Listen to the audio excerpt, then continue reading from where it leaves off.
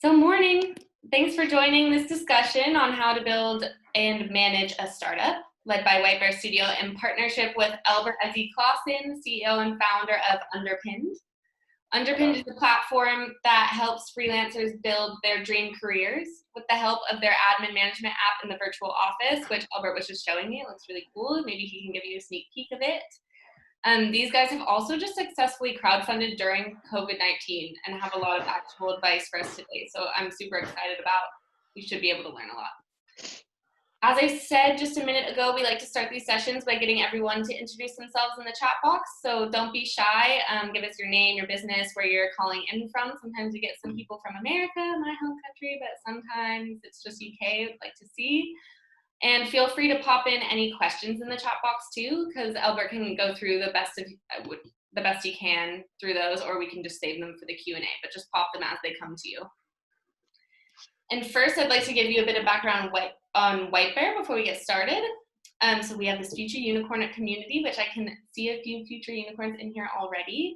We're a branding and design agency with a real knack for startups and scale-ups, as well as larger corporates who need to start thinking like challengers. But we now have this community of future unicorns, and we support this community through events like these. We also have a Slack channel to share challenges and spitball ideas with one another, and I'll share this link with you guys after this session if you haven't joined. It would be great to see you there. And to see us through COVID-19, we're also currently offering free one-to-one brand strategy sessions. So I'll include the link to those as well. Definitely take us up on those. And without further ado, I'll hand it over to Albert. Cool. Thank you very much. I'm very excited about doing this. I'm doing a lot of talks recently on how to build a freelance career. And I think it's quite I did some before COVID in person on how to build a startup and kind of how to get through things. And it's a topic I'm really interested in, obviously really passionate about being an entrepreneur. So I'm excited about talking about it. And thanks for inviting us. White Bear Studio is very cool. The Future Unicorn program is very cool. Definitely get involved if you're not already involved in it. As was mentioned, we did a crowdfunding raise literally as COVID descended on the UK, which is super intense, and I'll talk about that a little bit later. But it's quite an interesting story. But I think it's a pretty central lesson to building a business, how we managed to pull that off. Because unfortunately, I'd love to tell you it was super exciting and it was just that everything was perfect, but actually everything went wrong in lots of ways, and we still pulled it off. And I think that the lesson that kind of comes out of that is how you approach these things is really important. But I'll get to that in a second. So this is the portfolio. So I'm pointing over here because I've got it shared on my other screen, but you guys should all see this. This is the kind of slide we're going to go through. It's built on our portfolio builder actually. So as you were saying, this is inside our virtual office, which is a tool we use for freelancers to help build their careers. A lot of actually early stage entrepreneurs use it as well for things like task management, for building their pitches and stuff like that, because it's a very simple place to do it. But I'm not here to talk about Underpin in that sense. I'm here to talk about Underpin as a startup and what we're building and why we're building it and how we started to build it, and hopefully answer some of your questions. If you have questions, please do put them in the chat. I'll try and answer them as I go. It's quite good to ask questions when they're fresh in your minds, specifically on what I'm talking, because it makes it a bit easier to respond to it. So we'll start with who am I? I am Albert Ezzy Clausen. I'm the CEO and co-founder of Underpinned. I've had a kind of a weird journey in that I started as a ballet dancer at the Royal Ballet, and then I quit ballet and I decided to become an academic, and I then went on to university to study history and philosophy of science. And I was always passionate about mathematics and computer science, but I was interested in kind of history and philosophy, so I decided to try and merge the two with this degree. And then while I was doing that, I did a lot of consultancy. I went on to do kind of business strategy consultancy, public relations consultancy, which is my main gig as a freelancer and how I learned a lot about freelancing. But I also ran a media and arts company, which was never going to make any money and never going to be successful, where I learned a huge amount about how to run a business and what you kind of need to do to run a business. It was all about supporting young and emerging artists.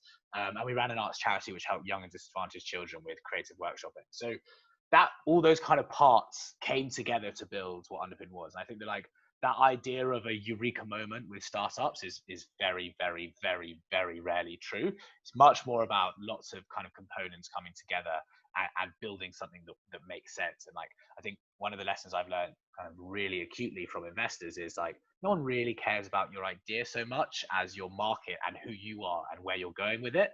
Your idea is an important part of that, but it's much more like an ingredient to success rather than the thing that everything centers on. I think that looking at where your ideas come from and why you're the person to build them is really important in building a startup.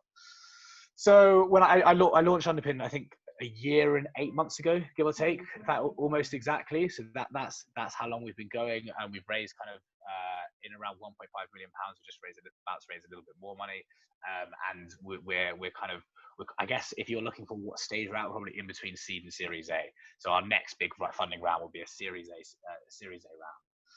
What is Underpinned? Underpinned is building the infrastructure for the future of freelancing, offering an innovative one-stop solution for freelancers and their clients. So that means freelancers can manage their back office, all of the admin involved in freelancing, and clients can manage managing and dealing with freelancers. We're just over a year and a half. I just said this stuff like that's where that kind of stage we're at. I think Emily's going to share this portfolio in the chat, and it'll be in the follow-up email, so you can refer back to it. And don't feel like you have to make notes or anything, but if you want something to refer back to, we'll send this to you so you can look at it after. So what are we going to talk about today? So I want to talk about building a good foundation for a startup and like what that looks like and what that means. I don't know what stages you guys are all at. Some of you might be past this. You feel like you've got a good proposition. Some of you might be like just getting started. But I think no matter what stage you are, this is a really, really important exercise to do that I do once every 3 months with Underpinned.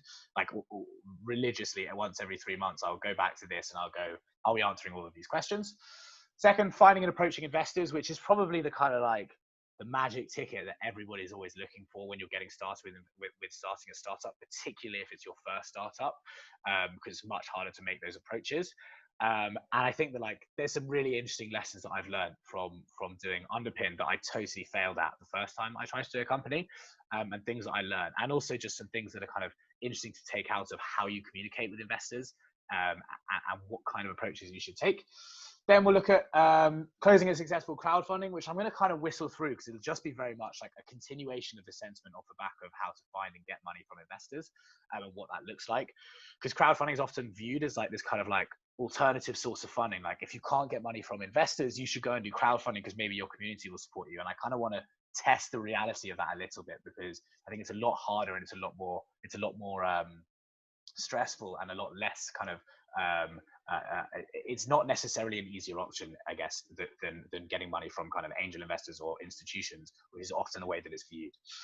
Next is scaling up, what that looks like, what you have to do to scale up, when you get to that point, when do you get to that point, and then finally coping during COVID-19, which hopefully will just be a kind of summary of the other bits of it. It's like if you're running a startup, particularly in the first kind of 3 to 5 years, you're constantly having to be quite agile. Your proposition will constantly be changing. And like the thing that you said at day one will look nothing like the thing that you scale up on day 365, or let alone 2-3 years down the road. So I guess coping in COVID-19 is going to be a little bit about how do you just build a proposition that makes sense, and how do you keep putting checks in so that you can go back to it and understand how to change it and adapt it for whatever the situation is. Because I think that is just as important for Black Lives Matter as is happening right now as it is for COVID. And how you're making sure that your business is relevant, that you're talking about issues that are important, that you're actually acting on issues that are important, and supporting it in a way that makes sense. And like there's a big marketing piece about how you communicate with your audiences, but we'll get to that.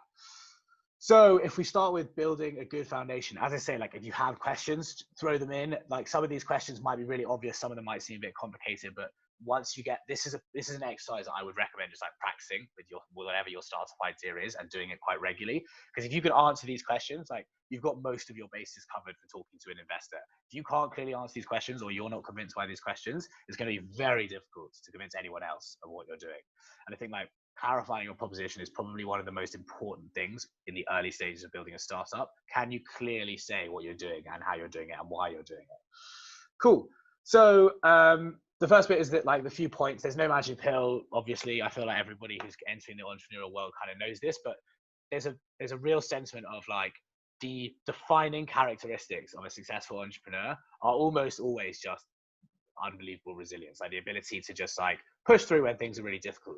I have spent my like hours, days, probably weeks with my head in my hands, like just crying, being like, this isn't going to work. Like I can't do it. This is terrible. And I think like that roller coaster, people underplay how bad that is. And like when you look at like the big successful campaigns, like you're looking at Tom from Monzo and you're going like, he's smashing it. Like he's doing successful. He has spent like weeks crying into his hands, being like, this is a failure. This is not going well. He's maybe not a great example, actually. He's just lost his post at Monzo.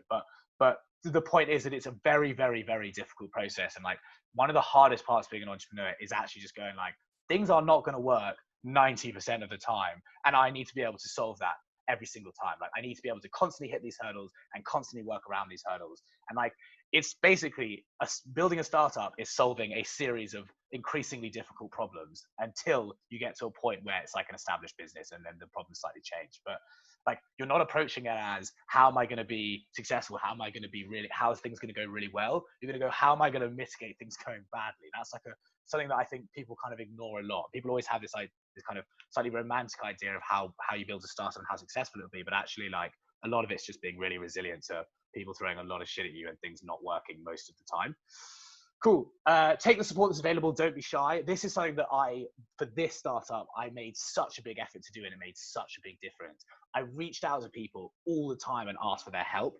It is so, like, people give advice. People are surprisingly willing to give you advice, even people you think you have no right to talk to. And it is so worth reaching out to those people and just going, can we have a 10-minute, 1-hour conversation, whatever it is? Can we have a quick conversation? I'd love to learn from you. People love that ego stroke. Like, I find myself accepting conversations with people that I know that I don't really have time for, because I'm like, oh, they said that I was like, what I was doing was really cool, and they've asked for some advice and I want to be involved in that. And I think you can underestimate how effective that is. Like, make those calls, reach out to those people, send those emails, and just don't try and pitch yourself. Don't do anything but like, I'm starting this journey and I really like your support. Would you be able to offer me some advice? Just a 10-minute phone call. And often that is the best way to turn a conversation into investment as well. But I'll get back to that in a second. And then finally, take a long look at your business, not your idea. And I think it's really important sometimes to kind of separate your idea from your business, particularly when talking to investors. Investors don't often care very much what your idea is. Often, very often, they won't even understand it. Right? What they will care about is your market, where you're going, what you're trying to do, what you're trying to achieve, how your business works, who's in your business, why they're in your business. Because it is very rare. If it's really successful startups often change systems quite drastically. Like, if you look at Monzo, the way that it's changed the way in which we engage with banking, or if you look at the kind of the neobank sector, they've changed how we engage with banking so much that when somebody first walked up and said, like, I want to make banking like this, people didn't really understand what that actually meant, or even whether that was possible. What they did understand was that banking is a massive sector, and that these people knew what they were talking about, and that they'd built the right teams around them. So you've got to kind of be aware that your idea is probably quite a personal thing, and that your vision is probably something that most people won't get, and often will go against the grain of what people think you should be doing. So it's quite important to kind of take your business and make people really clearly understand what your business is. And like, there's lots of useful tools to do that, like comparisons. I'm sure people have heard, like, I'm the Uber Eats of cat food, or like, I'm the LinkedIn for creatives, the dots, which is a good one. Like, these comparisons, the reason that people do them is not because they're like exactly right. It's because from the perspective of somebody who can't see your business and your business doesn't exist yet, they can go, oh, that's a clear reference point. And that's something that a lot of businesses struggle with, and like making those comparisons, or clearly setting yourself within a context people understand, is really helpful. So quickly, we'll rattle through these questions, but like, if you would like to send me these questions for me to like have a quick comment on after this, please feel free to reach out. I'd be more than happy to. And Emily will share an email. You can do that too. So what is your vision? What is your goal? This is where you're like setting out, this is what I'm aiming to do long term. This is the kind of thing you're kind of going to put to the side in a second. You're going to go, what is the thing that I'm trying to achieve with this startup? And now let me put that to the side. I know why I'm driven. I know what I'm trying to achieve. Now let's try and work out how I can make this proposition really clear. 2, what problem do you solve? This is something that you need to learn super, super, super early on. And like, you can constantly be learning throughout the whole time you have a startup. Position everything you do with regards to the problem that you solve, and not with regards to the like service you're trying to provide or the thing you're trying to achieve. So, I saw somebody's like doing a non-alcoholic spirit. Like, it's a great example, Fern. Like, it's a great example of something that's like, it would be really easy to say, I'm trying to make a non-alcoholic spirit because I think it's going to be this and that, and it's going to be really cool, and it's going to be really interesting, and it's delicious. But actually, like, frame it in terms of the problem. There is a growing population of people that don't drink alcohol, and a yet larger growing population of people who are trying to reduce alcohol intake and looking for alternatives. Look at the size of the spirit market, or the alcohol-free cocktail market in London alone. Look at how big this is. The problem is, there are no people who are servicing this industry. Then you set the context to really clearly show why you're relevant, and you can't create relevance without creating a context. It's the same as creating those comparisons. Like, when you get started, be able to set your context in terms of the problem that you're solving. So always start with, this is the problem that I have, and you need to spend time on that problem, and you need to make it as clear and succinct as humanly possible. You know, for example, like with something that I struggle with quite a lot with Underpin, it's quite a complex proposition, like one subscription to manage your whole freelance career.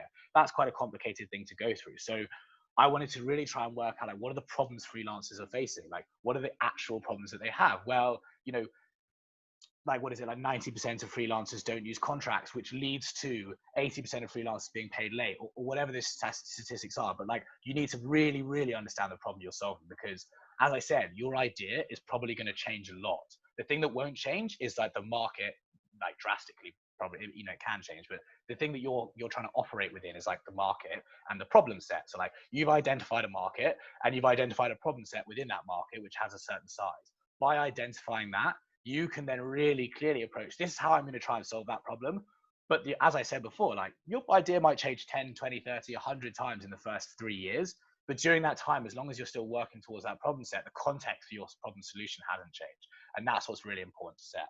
So next, who has that problem? And this is about, again, being able to clearly identify and clearly like talk about what you do. Take that problem that you have and like find out who those people are. Who are the personas you're trying to kind of get involved? Is it businesses? Are you trying to work with agencies like White Bear Studio? Are you trying to work with freelancers? Are you trying to work with 20 to 30-year-old health-focused young professionals who are trying to reduce their alcohol intake? Like, there's loads of things you can take from this, but if the clearer you can identify those groups, even in broad strokes, at the beginning, you're not going to have loads of data. There'll be data around that you can try and pick up, but as long as you can feel confident, like, these are the kinds of people we're trying to approach, but we realize we need to refine this, and that's going to be part of the process. So you've got the problem, you've got the kind of the market you're operating in, you've got the kind of rough scope of these are the people we're targeting at, which is what makes sense, and now you can get to your solution. If you haven't set that context, it's almost pointless having your solution, because there's no reason for your solution without the context for it.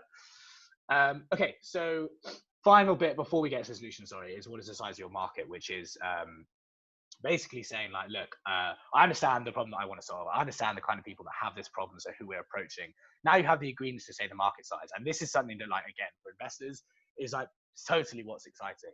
If we was to say to investors, like, well, you know what, we've identified that there's like a small demographic of creative freelancers in East London that have this problem. And there's like, maybe, you know, we've talked like 1,000, we think there's maybe like 10,000 in East London. And an investor's going to be like, that doesn't make any sense to me. Your service costs less than £10 a month. Even with all 100% of those people signed up, your business isn't going to be big enough for the money that you're asking for. It doesn't make any sense to me. So you need to start setting things in like quite grand terms at this point. So like, the grander the terms you set, the easier it is to show how you're going to take a segment of it. So when I talk about the freelance economy, I don't talk about, you know, okay, so we're solving this problem of simplifying the workflow of finding work, managing work, getting paid, the format of proposal to payment for freelancers, for the freelancer and the client. Great. People that have that problem, agencies like White Bear Studio that work with lots of freelancers, consultancies that work with freelancers, and then the freelancers themselves that have to manage this admin, and they're cross-sector, it's ubiquitous. We're generally not aiming at the super high-level freelancers because they have very embedded systems, so it's new to mid-level freelancers. So I've got a pretty good idea of who they are. What's the size of that market? I don't say 10,000 people in East London. I say a $2.23 trillion market in Europe, the UK, and the US. That is the 8th biggest global economy as a GDP. Like, that is an impressive stat to set a context in. Like, for the alcohol example, sorry, I keep going back to that further, but it popped out on the chat. But if you take the alcohol example, like, don't talk about the fact how many people are buying alcohol-free alcohol. Talk about how many people are buying alcohol and how fast is the non-alcoholic market growing. Because the market for alcohol is massive. I'm pretty sure last time I checked, the beer market for non-alcoholic beer was like just under 1% in the UK. And for low alcohol was like just under 5%, I think. Don't know why I know those stats. But the point is that, like, those were saying the number of the 1% wouldn't sound very impressive. Saying the number of the whole market and the amount that it's grown in the last 3 years suddenly sounds very impressive. And like, then you're going like, we're looking to start taking this market as it grows, and we're looking at the future possibilities. So you're setting like a context to excite someone effectively. Next, what is your solution? This bit should be fairly easy. The only difference is, rather than saying this is the product that I'm producing, you say this is how my product solves the problem. Because as I said, the product idea might change, the concepts might change, but what won't change is like, you're trying to fit a block into a hole. And it might be that your block currently is like a little bit squared and the hole is circular, but like, you know that you can just like shave off the edges and eventually you'll get in. So your idea is much more like, this is the way that I'm approaching this problem and this is how I'm going to try and tackle it. Cool. Why you, your idea, your team? This is going to be one of the most difficult things to answer if you're a first-time founder. And this is something that I found very difficult, even with Underpin, which is kind of technically my second startup, but really my first kind of fully fledged, fully funded startup. If you're a first-time founder, you can't say, well, I've exited 3 companies, so like I'm going to be the guy for you, or I've already had like a really successful career, so I'm the woman that you want. Like, you can't say that. So you need to start building your expertise and your experience of relevance up as much as possible. And you need to make that as clear as humanly possible to the people you're talking about.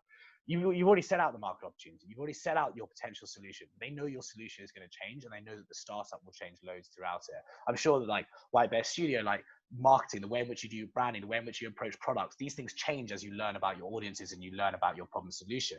What doesn't change is that you're the right person to solve those problems as you go. And so you need to really clearly be able to identify, like, I have experience in this sector. I always talk about the fact that I was a freelancer. I know this struggle. I've worked on both the client side and the freelance side. I understand this in and out. I've also built a team of experts in all of these industries. Like, this person's really good at this person's really good at that. And I've made it as clear as humanly possible to say, like, you know, this is why this team makes sense to solve this problem. Now, it's important. This team doesn't necessarily make sense to build this particular product. This team makes sense to solve this problem. The context is always being set in the problem. And that, again, is like a really powerful way of communicating why you're the people to do it. And like, so I'll give you like a really specific example. My business partner, Jack Williams, who's actually in this call. I really say nice things, Jack, but he's like, his background was in like publishing, editorial, copywriting, journalism, which is not like your obvious background for a startup entrepreneur, right? But he has this amazing ability to understand trends, to get underneath the skin of trends, to talk about those trends, to produce content around them, to kind of navigate partnerships and positioning and branding ideas, so that you're constantly being like culturally relevant. Now that suddenly starts to sound really, really relevant. So rather than saying like, here is somebody who works in publishing who's now doing freelancing, it becomes, here's an ex-freelancer who really understands the plight of the creative freelancers from the perspective of like writing and publishing, and has spent a huge amount of time understanding how to get into the trends and the cultural kind of background and context to creative freelancers, so that he's going to be the right person to position Underpinned's brand to help solve this problem. Right? So you take something that like might not seem inherently relevant, and you show why the strengths of Jack, or the strengths of whoever you're talking about, are inherently relevant. Hope I did you justice, Jack. So yeah, so that's kind of like the kind of setting the context, getting the ideas of your team, and you can kind of like, you can play with this. Like, I brought in things that were like totally, but I thought, well, people might have thought were totally irrelevant when I was talking about why I'm the right person to do this. I was talking about the fact that I was a ballet dancer, so I'd learned discipline. I was talking about the fact that I did history and philosophy of science, so that I was really interested in a place where kind of computing and like technological solutions met creativity, right? So I was like, talking about how all of these things are being bridged and how I'm the right person to start building those connections. And this ultimately, like, you want to try and make somebody feel like, I know this sounds really silly and like might sound a bit negative, but you kind of want to make investors feel like they don't have a clue what you're talking about, just enough so that they think that you're the person to do it. Like, you kind of want to go like, this is the next thing, like, this is a really cool thing. I totally get it, so you don't need to. Like, all you need to do is trust that I'm really, really good at this. If I only got investors that understood the freelance economy like I did, I'd have no money. But what I need to get are investors that go, I kind of get the problem in the market, and I see how big of an opportunity it is, partially because you just explained it, and partially because I kind of know it anyway. And then you've just shown me that like, you are absolutely the person that understands this and will get this. And that, particularly as a first-time founder, is like your only real route to creating that sense of trust and authority. Cool. Finally, what's your pitch? So this is the kind of the famous elevator pitch bit, where you go, how do you articulate that problem solution incredibly clearly to somebody who has no fucking clue what you do, right? And like, this is something that I struggled again a lot with for Underpinned, because it was quite a big sprawling proposition. But you'll see loads of them, like, you know, Uber is like, I don't know what their elevator pitch would have been at the beginning, but it'd be like taxi service on real time anywhere, like just really clearly being able to explain what you do. Now, I would say that when you start to explain what your company does, you should have every component of these questions in there. Now, weirdly, question 1 should probably come last, because actually it's kind of the least important, because people know how much it's going to change. So you go like, here's the problem that I've identified. These people have the problem.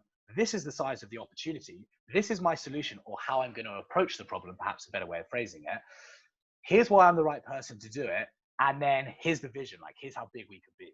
Now, if you can get all of those components into like 30 seconds, you're in a fantastic place to start talking about it.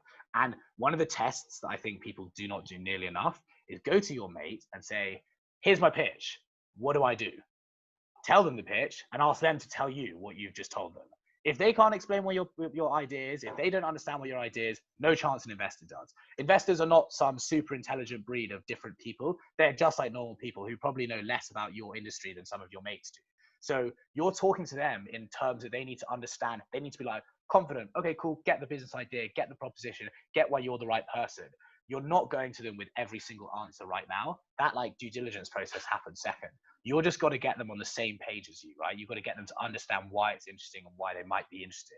So you've got to make sure that that proposition is really, really clear and clear and succinct and as short and as like clear as humanly possible. Cool. So those 7 questions, like what I would suggest doing, and like honestly, even if you think you've got them nailed, write them down. Like actually have answers to them and critically analyze those answers, and then scrap it, structure it up, throw it in the bin, and try it again. Like it's not dissimilar to some of the advice I give freelancers in terms of how to build a successful pitch as a freelancer. Very, very similar proposition. Like you need to be able to clearly identify who you're solving a problem for and why you're solving it for them. The only difference between a freelancer and this is a freelancer is pitching to a potential client. So they've got to show the client what problem they're solving. You're pitching to a potential investor. And so therefore you've got to be getting the investors to understand why your solution makes sense and is going to make them money. The problem that you're solving for them is that they need to make money. You're not solving the freelance economy for them. Potentially some of them won't care. You would hope that a lot of them will. The problem you're trying to solve for them is how can they make their money grow with as little risk as humanly possible. So how do you set the context of your business in terms of returning money to them in a way that makes them feel secure? And by answering these questions, that's what you're kind of aiming to do. Cool. So once you've got that, the next step is the finding and approaching investors. And I think that like, this is the like black box of startup world. The further you can get before approaching investors, the better. And that's just like a fact. So like when we started Underpinned, we were literally just an idea. And sometimes I think maybe I wish I'd spent more months trying to develop the idea or prove it a bit more so that we would have been a bit more secure earlier on. Because what actually it led to is we got money we incorporated the company on the 6th of August, 2018. And by October 1st, we had our first £150,000. Like that roadmap is like weirdly fast for most startups. So like you wouldn't expect to do it that quickly. What it actually meant was we were then kind of slightly chasing our tail for the first 6 months to make sure we were keeping up with the amount of the kind of the momentum we built up so quickly because we hadn't refined things as much as we should have. And that was like a massive lesson that I learned. Now, when you're looking to investors, like as I said, like this is a bit of a black box. Like no one really knows where to go. And like people will say like there's routes down VCs and there's routes down incubators, there's routes down here, and these are the places you go. The truth is, it's a little bit of a crapshoot, and like it's a little bit of a mess, and it's not very clear. I couldn't give you like a methodology and a list of people to approach. Like it doesn't really work like that. The best way to get an investor is to build a connection with an investor over a period of time and then eventually get to the point where they might give you money, which takes, this can take like 6 months. That process, 6 months is not a long time to do that. One of our investors that gave us £500,000, well, him and his corporate group, I had breakfast with him every other week, maybe even every week sometimes, for 8 months before he gave me the first £50,000. It depends does it depend what market you're in? I don't know what you mean by that question. What depend on what market you're in? Sorry, if you could just be a little bit clearer. Do you mean in terms of how far you get with your product? If you clarify, I'll answer that. I'm not sure how to answer that question now. But yeah, so when you go to investment, like this, it's a bit of a mess. So sorry, my doorbell's going. It's a bit of a mess. Like there's no like kind of methodology, but what I'm going to try and teach you are kind of like the key features that I think make for successful outreach and make for building successful lists. So 1, look to your friends and family, look to your network. This is something that people don't do nearly enough. And this often is a symptom of over kind of edging how much money they actually need. So like, you probably don't need £500,000 to get this thing off the ground. Sorry. You might think that you need like, and that's what I thought when I first started. Like, I thought like, we need £500,000 because we need to do all of this. When actually we might have only needed £100,000 to just start to validate some of the ideas to then get to the next stage. And I honestly believe we rushed a bit in terms of how much money we were trying to get. Now, I also believe that we were lucky in that we met the right people at the right time so that that was able to happen. Like it would have been very possible that we were moving too quickly and needed too much money and it wouldn't have worked. So I think that it's very important to understand why you want the money, but I'll get into that in a bit more detail in a second. So when you're looking for investors, you need to be looking in your network, your friends, your family. Like there's a kind of a saying in the startups that you go friends and family round, angel round, VC round. So when you're thinking like, I'm going to get VC money straight away, the truth is that's quite a rarity that people get VC money that early on in their entrepreneurial career. It's much more likely your first chunk of money will come from someone you know and or someone you've been able to create a personal connection with. And like the really unfortunate truth is like privilege does play a massive role in that initial stage, because if you don't have a previous startup, you don't have the experience that someone perhaps like trusts as an entrepreneur. I'm not going to pretend that it's easy to go and find places to get money. It is not easy to go find places to get money, and it is a very difficult process. I think that there are a few places that I would recommend checking out if you feel like you really don't have that network. One is going and looking at incubators and accelerators and entrepreneur programs and try and apply to them. And lots of them will have fantastic programs that will basically take, the application is actually merit based and not about who you know. And those are really fantastic places to look. And doing this exercise will show them that you've got the right head on your shoulders and the right kind of way of approaching it. So that's a really great place to look. The other place, like, look into your friends and family, and don't be surprised if like they know people at work or know people through business or know people in certain contexts and might have a connection with someone you might be able to talk to. Like, you need to play your network relentlessly. And one of the things we did in the early days was doing a lot of LinkedIn outreach, like emailing people, cold messaging people on LinkedIn. It's not particularly effective, but actually, if you create a really hot target list, then it can be an effective way of starting conversations. And I'll get to this in a second. The best way, in fact, the best way I put it here, ask for advice, get investment, ask for investment, get advice. This is like the baseline of all the good investment I've got is you ask somebody for money and they'll tell you to go away. Because the moment somebody thinks you need money or like you need them, they're in the position of power. And suddenly it's like, whoa, like what's the risk here? Why would I give you the money? You ask somebody for advice, 9 times out of 10, unless they're an absolute dickhead, most people will give you advice. Right? Most people will take some time to give you a little bit of advice. I mean, obviously, don't just like reach out to the most absurd person and expect them to give you hours of their time.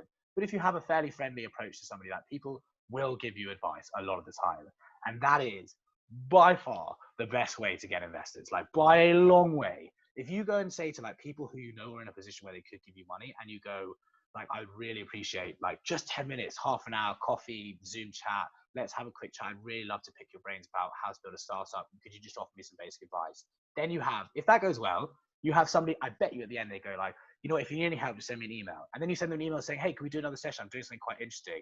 And then when you go, okay, well, I'm starting to raise some money and I'm talking to a few people. Would you be interested in being considered? And I'll try and fit you in the round. And then suddenly it goes from them being the person in control and asking you, and you asking them for money, to you going, oh, we've already got a relationship because you've been giving me some advice, and now I'm going to start raising some money, and I was wondering if maybe you want to be involved, and like, I'll try and fit you into this round. So suddenly you're going, well, now I'm kind of the person in control because I'm telling you I'm doing a new thing, and I'm asking if you're interested in being part of it or getting involved in it.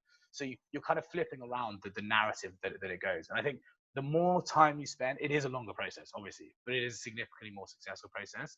The more time you spend doing that outreach and trying to kind of connect with people prior to the point you ask the money, the more successful they're going to give you money. If somebody walks, I mean, the LinkedIn cold call is a really good example. If somebody walks up to you in the street and goes, hey, give me £100 for this like charity that you don't understand, you're going to be like, whoa, maybe not.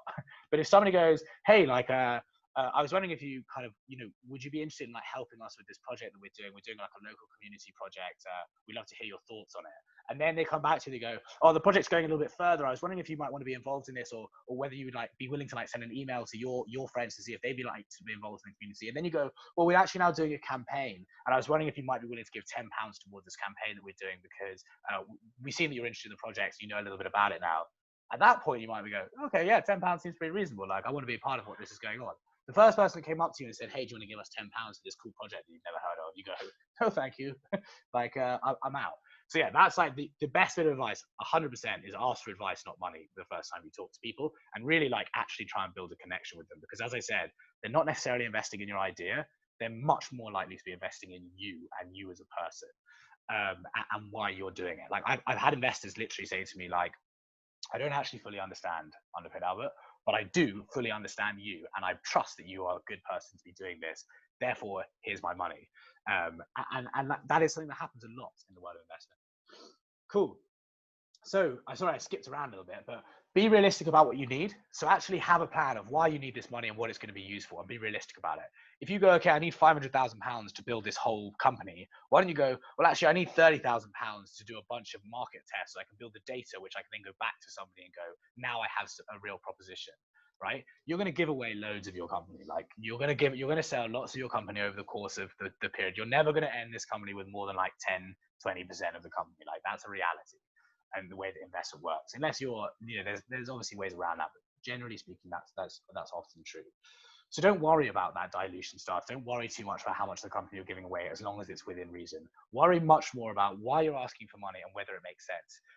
The first valuation doesn't really matter. If you go, okay, I need £30,000. Well, you know what? Actually, it's so important to my business that I need £30,000. Well, I will give somebody 5%, 10% of my business to get £30,000, so I can build the data that I need to then go to the next stage. Or maybe you go, actually, I need £150,000 and I can set up this website and I can actually start to get product traction, or, I can do that fairly quickly and easily. But whatever it is, know how much you need and know why you need it and be able to explain it. The quickest way to put up an investor is to go, how much do you need? And you go, well, I'd like £500,000. And they go, well, what's that £500,000 going to be used for? And you go, I don't actually know.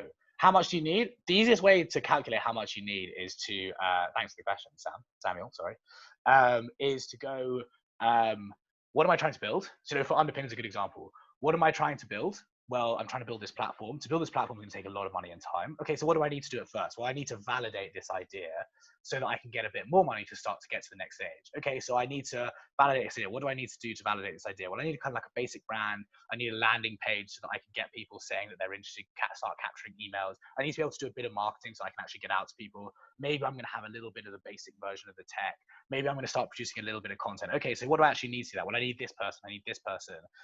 Okay, so if I need these people, that's going to cost me X amount. And then I made a spreadsheet and I literally went, HR costs. Well, I'm going to need these people. They're going to cost this amount. I need to have some level of professional services. I'm going to need some level of accounting. Like I'm going to have these people. I'm going to need some amount of money for marketing. Now, as I said, I actually slightly regret starting quite full. So when I started, we started almost straight away spending over £40,000 a month because we hit the ground running. We moved very quickly.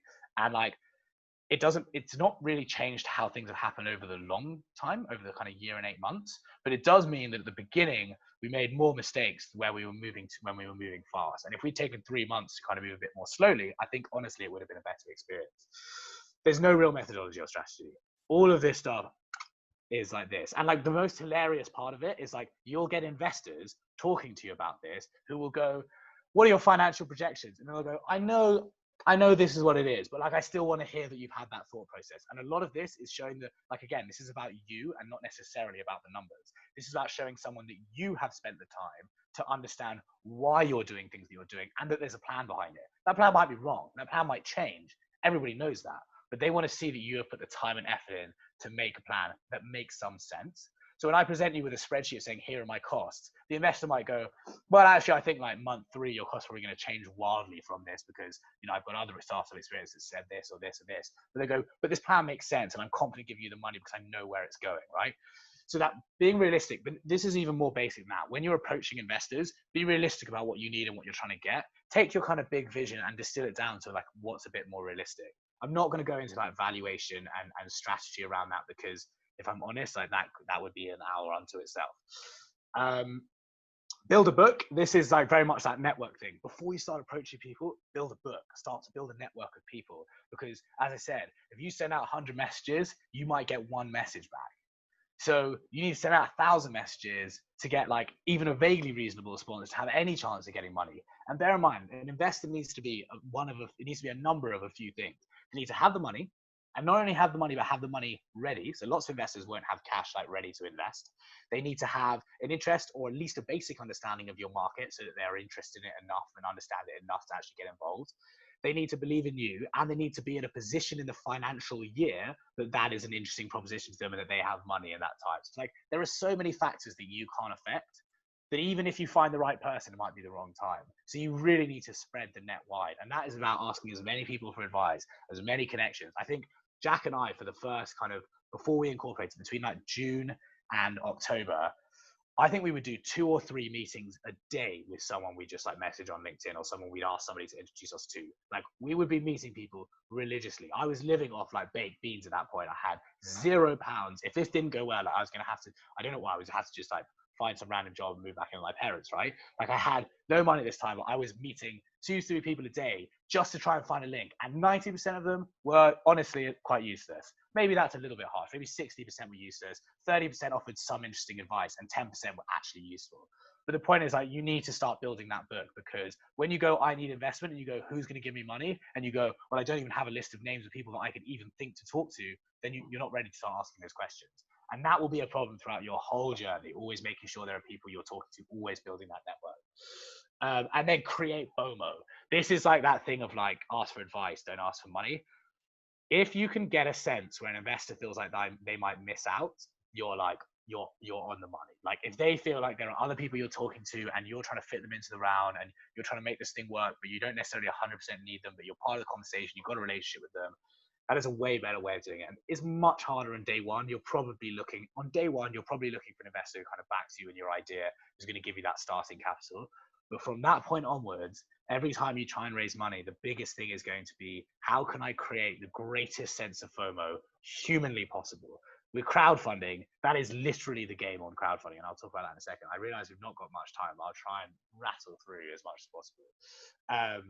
But yeah, so on like crowdfunding, it's probably the most acute, but all the time, whenever you're raising money, like you're trying to create a sense of FOMO. You're trying to get people to believe that if they don't invest now, they're going to miss an opportunity. And in the UK, that's quite hard because the investment culture in the UK honestly isn't as frivolous, and for want of a better word, than it is in America. But you still need to be able to create that sense of like, oh, that, you know, like it's fine. Like we you know, you almost need to tell people you don't need their money. You maybe don't go quite that far, but you want people to feel like they're part of a conversation. They want to get involved. They don't want to miss this opportunity. They want to be part of it. And creating that sense is really important. Going around saying, I'm looking for £500,000, will you give me £100,000, is just not a system that works. Sorry, just quickly, the clarification on the earlier question, does it depend on what market, in terms of how easy it is to find investors as a quite a loss because find etc. tech solutions. So I think like in terms of like which sector you're in and how you look for investors is what I'm taking from my skim version of that question.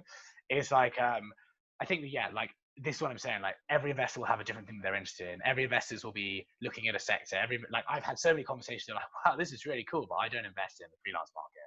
Or like, I've already got 3 investments in there, so I'm not investing any more in that. Or like, you know, I like what you're doing, but to be honest, I just don't understand it. Or, you know, there's loads of things. So like the best way to look for those people are, who in an ideal world would you ask for advice in your industry? You know, so if you're talking about, again, sorry, like non-alcoholic spirits, you're getting really specific advice. If you're talking about non-alcoholic spirits, then why don't you go and look at alcohol companies and ask, like, who are some senior people in alcohol companies that I can maybe get a link to, I can maybe ask some advice for, because they're the people that know the market and understand it. Like, don't look for people randomly. Looking for investors is not just looking for rich people.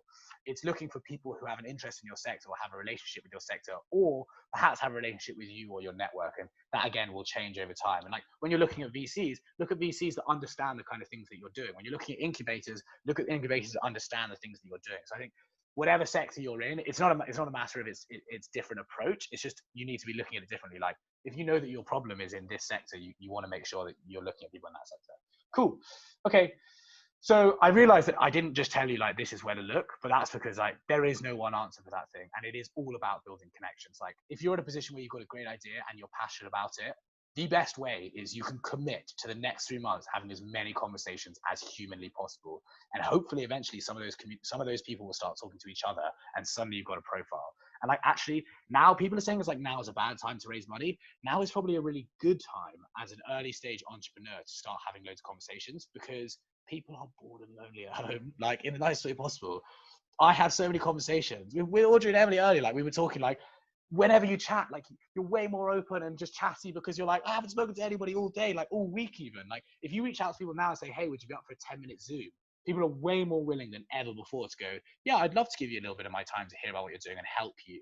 Not to hear about what you're doing and get a pitch, but to hear about you and like help you, see if I can help you on your journey. And like also like, although you shouldn't like play on being from like a different background, I think it's also really important to say like, you know, if you know that you're from an underrepresented background, like look for those opportunities, like because actually particularly in London, and obviously this won't be the same everywhere in the world, I don't know where everybody is from, but like I know that in London, like companies are desperate to find these opportunities. If you reach out to somebody and say like, you know, I've been really struggling to enter this market because I don't have the network and this is my background, like people will be way more open about it. I know that I was mad privileged to meet some of the people that I met in the early stages of Underpinned because of the fact that my family knew somebody, or the fact that like my business partner's family knew somebody, or like I had a friend from school from somebody, or like just was white middle class, and a lot of the investors I was talking to were rich old white dudes who like related to me in some way. Like I get that privilege, but right now there's actually like a big opportunity to go, let's try and get over those boundaries by like asking for that advice. And you're not going to ask for money, you're going to ask for supportive advice, which is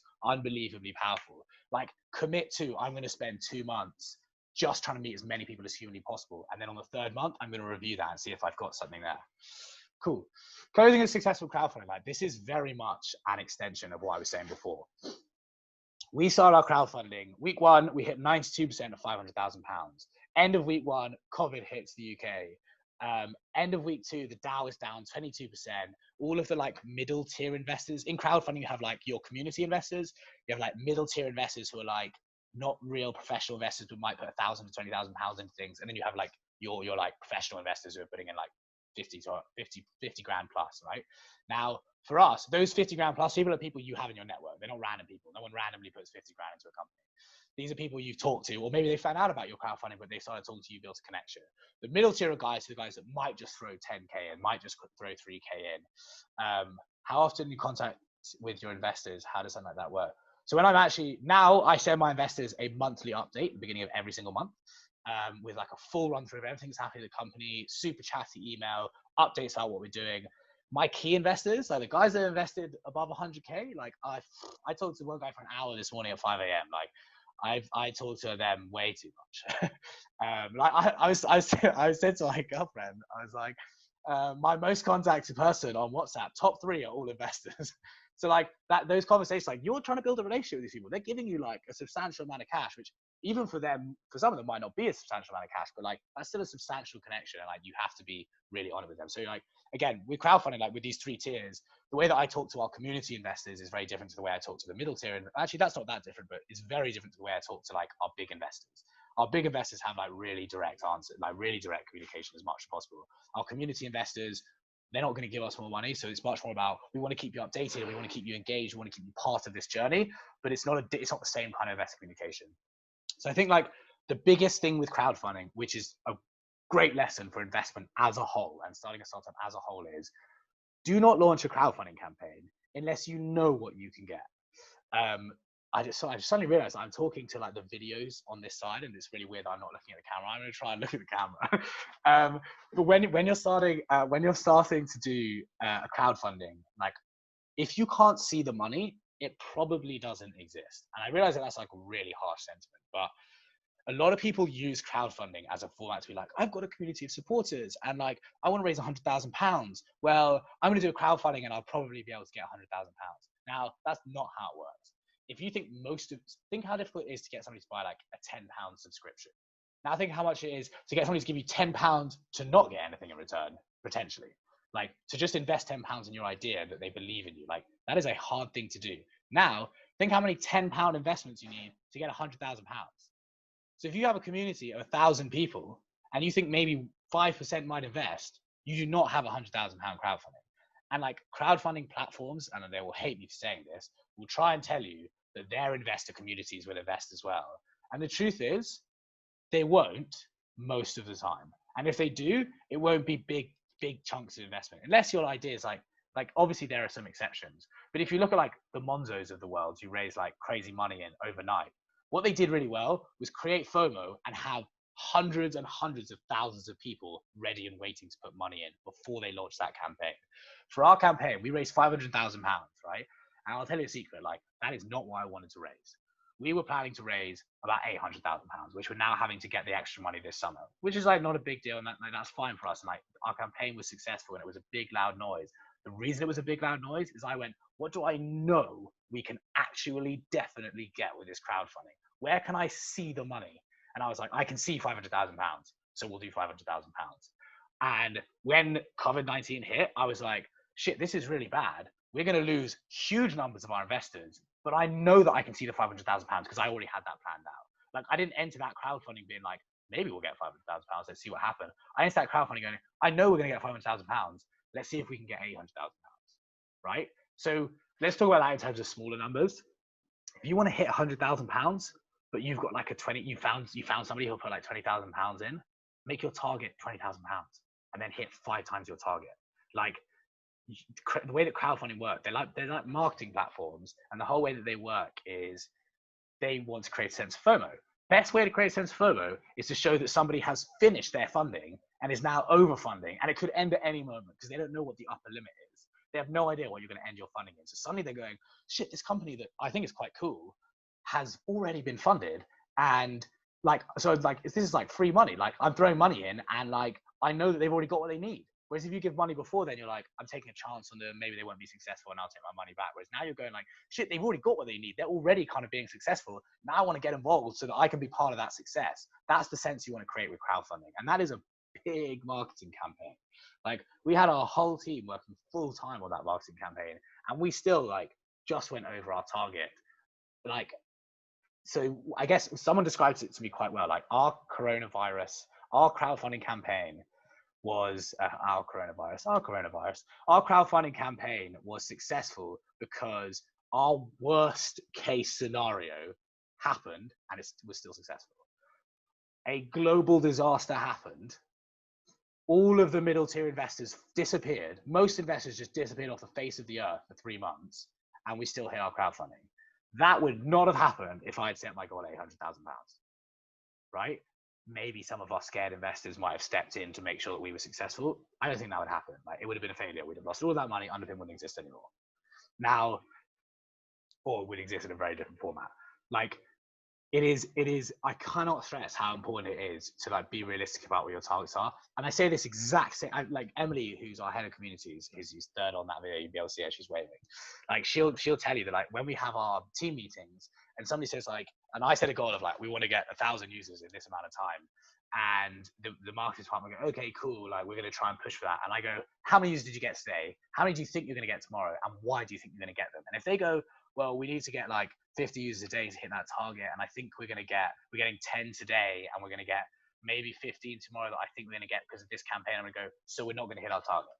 Do you not assume that some partnership is going to pay off, or some campaign you're going to do is going to make it happen, and like people are just going to get, some video is going to go viral on YouTube and you're going to get rich? You make those assumptions and you plan to fail. Plan to hit your absolute minimum targets that you know you can actually hit, and then if you go beyond that, excelente. Everybody thinks you're doing well. You're feeling great about it, even if you know that like you might be a bit disappointed about it. Doesn't matter, because the way in which it's moving is great. Like it is all just like a communications game in that world. And obviously, like I haven't mentioned enough, perhaps like a basic premise of this is that your business does make sense and that your idea is good, but I can't vet your ideas for you. So like there's obviously like a basic sense of like, you have to have a good idea and it has to be in a good market and it has to be a good solution and you have to be good at what you're doing. This idea that like, you know, there is obviously a sense of, you know, not anybody can build a successful startup, and like you do have to be really resilient. You do have to be really hardworking, whether you're building an amazing agency like White Bear Studio, or you're building a startup like Underpinned, or you're building a freelance career. Like it does take hard work and you have to be good at it. Like there will be people who won't be good at that and they'll find something else they're good at. You know, 90% of startups fail. I don't know what the actual statistic is. It's like 90% fail in the first year or two. Like, and then, so I think it's 90% fail in the first year and then a further 50% fail in the second year. So that's like 5% go through, and like a lot of those 95% will fail for like reasons like the business partners fell out, or they just ran out of money, or like not because the idea was bad, or even because the market was bad. So like there are so many reasons that you can fail that you need to be constantly being like, if you mitigate the reasons for failing, your chances of success are way higher. If you say I need to raise £100,000 and you miss it, you fail. If you say I need to raise £20,000 and you hit £30,000, you're still moving forwards, and everybody thinks you're moving forward. Like that kind of PR game of it is really important. Okay, cool. So so the next bit, I guess, is less important about talking to investors and more about how you kind of actually start to build a startup. And I'm going to try and make this as relevant as possible for somebody who's not got any startup at all. And I've realized I've got like no time at all, so I will try and rattle through this really quickly. But if you want to reach out to me, I'm more than happy to spend some time talking to people. I too am lonely. My girlfriend and I are terribly lonely. I love to have a conversation with somebody. Cool. Growing your team. So the biggest thing that I would say is when you want to grow your team or you want to pick people to your team, don't start with who you want to hire. Start with what holes you need to fill. So write out a list of these are the problems I have. These are the gaps I have in the business. These are the things that I want to achieve, which I have no idea how to achieve, and go. And then you do a secondary round where you go, can this be fulfilled by a mentor? Can I find somebody to teach me about this? Or can this be fulfilled by does it need to be fulfilled by like a staff member or a freelancer? And then as you work through that, that's like the best way to build a team. The other thing that I would say is in the early days of a freelancer, when things are not codified and legal, you don't have contracts for everything, create as much of a structure as humanly possible. If you are a startup founder, a co-founder, and one of you has 100% of the company and the other one doesn't, and you kind of like loosely agreed on a few things, and then you get some money, that goes out the window so quickly. Create structures that set you up for success and friendship. You need to be friends with your business partners as much as humanly possible. And having a business partner, I believe, is like very important, or at least people you have for close counsel. So write a list of those gaps, work out how you can fill them, and then start to try and fill them with people that you think are relevant, and make sure that you're codifying as clearly as possible what those positions are. If you haven't got money yet, if you haven't made any money revenue and you haven't got any investment, it is way more important to make sure that the reasons and the premise on which they're joining are unbelievably clear and are super like laid out in as plain English as humanly possible, so that later down the line things like that. Like one of the biggest problems in my last startup was there was a bigger group of us. I was a managing director, and there was like a chairman. It was all a bit loose, but then everyone underneath was kind of like, or beside me, or like everybody was kind of, nobody knew really what their role was. Nobody knew what they owned of the company. No one knew what percentage they were getting. No one knew what they were going to get paid if we got money. Like it was a mess. And if we got money, the first thing an investor would have said would be like, this whole system is like a total mess. And like, I don't even know who I'm giving the money to. Can I ask a completely different question as we're talking about failure? One thing I've been struggling with at present, by that I mean, it's being present. I think like this is something that people say a lot. It's a really, really, really interesting question. Actually, like incredibly relevant to this specific talk. And I'm going to finish on this because I realize we've got no time. Which is that, as I said, like throughout this whole journey, you are going to be totally emotionally unstable. Like no matter how composed you are going to break down and you are going to jump around on your tiptoes and then 5 seconds later be crying. Like you cannot avoid that roller coaster. I've never met anyone that could anyway.